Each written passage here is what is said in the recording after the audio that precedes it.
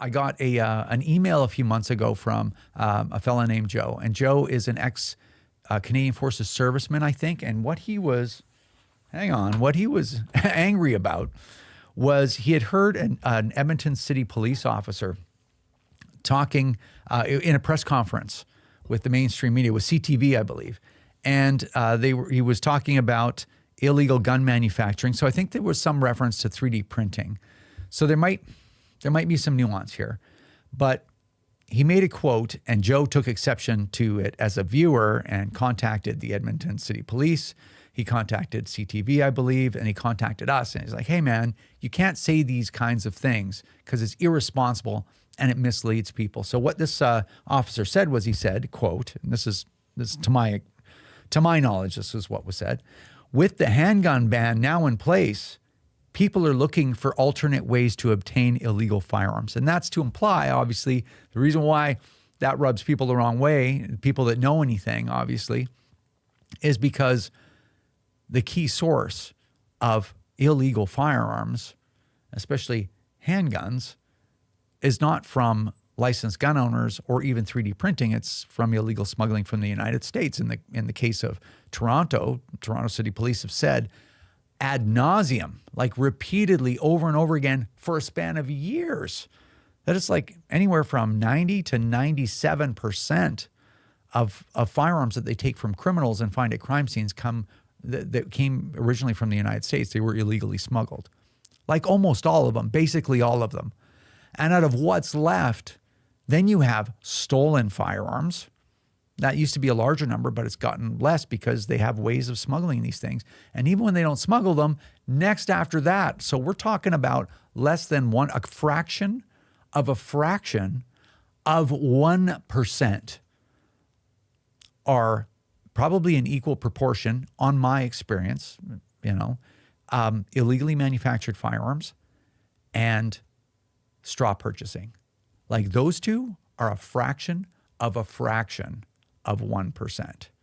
So when that's highlighted, like, oh, now C21, which is what Joe's kind of probably angry about. It's like this is like he's just sucking up to the liberals because he's taking guns from licensed gun owners, shutting down those gun clubs.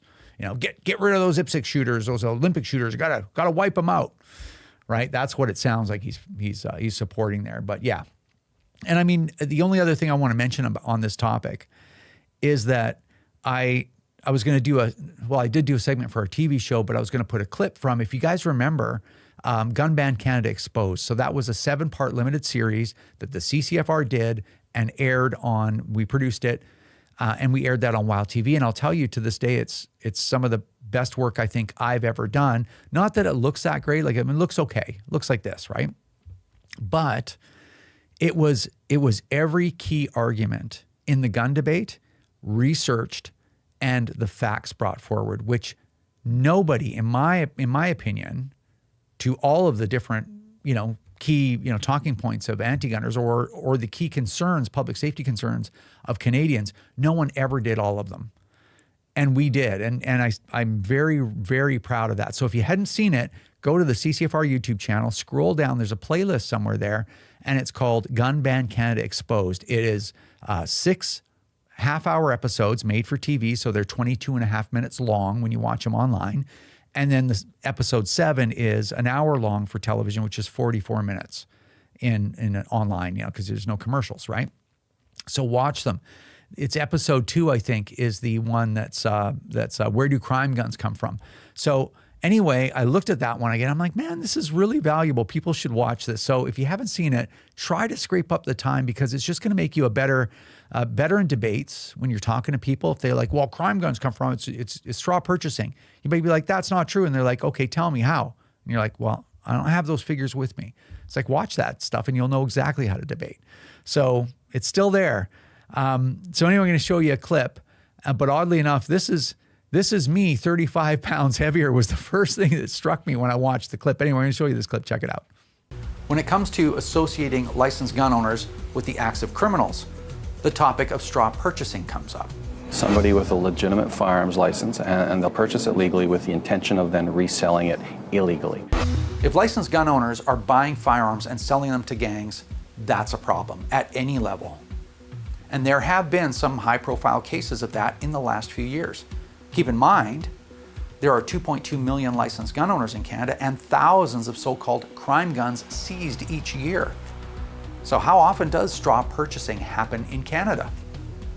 Using a combination of mainstream media reporting and case law search tools like 𝐿𝐿𝐿, 2 independent researchers could find no more than 44 examples of this happening in all of Canada between 2003 and 2020, an 18-year period. In fact, the first case ever in Alberta recently occurred in 2016. Justin 𝐥𝐿𝐿𝐿𝐿, a licensed gun owner, purchased 40 firearms legally and sold them to unlicensed individuals in 2016. Quote, "This is a fairly novel criminal activity in Canada," end quote, said Crown Prosecutor Adam Garrett. Garrett said this case is the first of its kind in Alberta, though there have been a few similar offenses in Ontario and in British Columbia. So it seems this doesn't happen very often in Canada. The Alberta Crown Council said it themselves. And consider this question.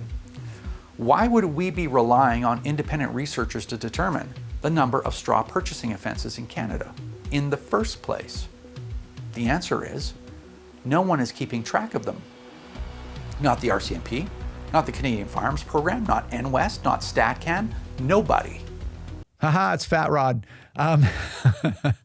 Boy, I feel a lot better these days than I did in those days. I will tell you that. And I remember just looking at that, I remember how much work doing those episodes were. It was a lot of work, 100% scripted.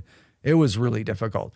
But and 100% researched. I think if you watch those videos on the YouTube versions, all of the links to all the citations are there in the description box, in the comment section. Description box, pardon me, if I remember correctly. But anyway, you can check those out at your leisure. So anyway, yeah. So that whole episode, where do crime guns come from? There's a lot of stuff exposed there too, people lying, and the actual evidence of that and stuff. Anyway, really good stuff. Check it out if you can. Remember, if you don't stand up for your own ability to own and use firearms, who will? Join the CCFR or donate right now at www.firearmrights.ca.